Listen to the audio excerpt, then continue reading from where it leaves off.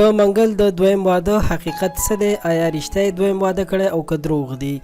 د هغه په باره کې ټول معلومات او د ښځې د خولې خبرې په دې ویډیو کې وګورئ.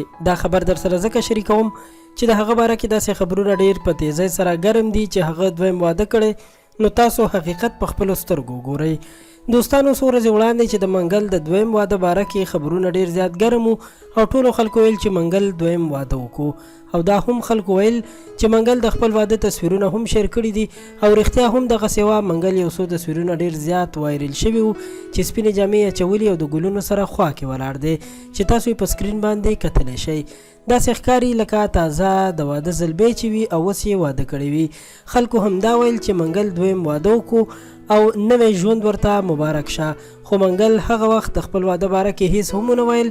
اوس چې څو ورځې تېرې شوې او منګل اوس هم د خپل واده باره کې هیڅ نه دی ویلي، نو په معلوماتو کولو سره موږ ته دا معلومه شوه چې د منګل واده نه دی شوی او هغه هسې خپل تصویرونه شیر کړي وو. دغه یو همداسې پروګرام وو، ځکه چې که هغه واده کړی نو دا خبره به هیڅکله هم د چا نه پټه نه وه پاتې شوې. کم از کم نغمې به ورته مبارکي ویلې وه، ځکه چې نغمې په خپله ویلي چې زه منګل ته ډېر زیات احترام لرم، اگر که زموږ ترمنځ طلاق هم شوی دی. نو دوستانو، نه خو نغمې ورته مبارکي ویلې، نه کوم بل سندرغاړي ورته مبارکي ویلې ده، او نه کوم سندرغاړي د ده باره کې څه خبرې کړي دي.